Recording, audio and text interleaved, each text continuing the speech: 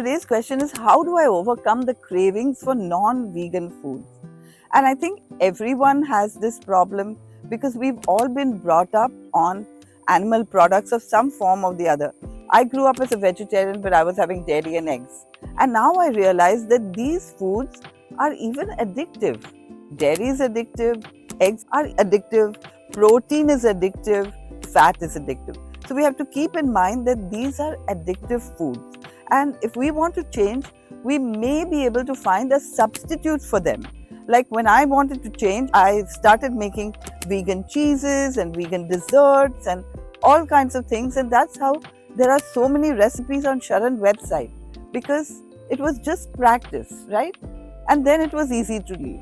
The other thing is we have to remember why we want to switch to a plant-based diet. It could be for health, it could be for the state of environment, it could be for animals. Remember your why. Whenever that food that you're craving comes in front of you, remember, do I still really want to change my lifestyle?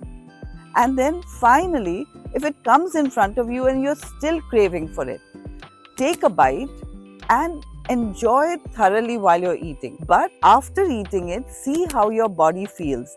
And if you've been on a plant-based diet for a long enough time, not very long, just even 21 days, then your body will be able to give you feedback that it doesn't feel as good as you thought it would. So then it's next time that food comes in front of you, bring back that memory of how you felt and see whether you still want to eat it. And you might.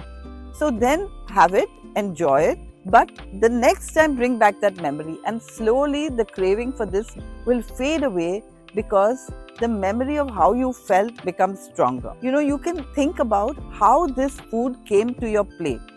For example, if it's a piece of chicken, remember the farmer brought up a chicken that was just, 6 weeks old when it went to market, and it was sitting in that cage in front of all the others and seeing its brothers being slaughtered one by one.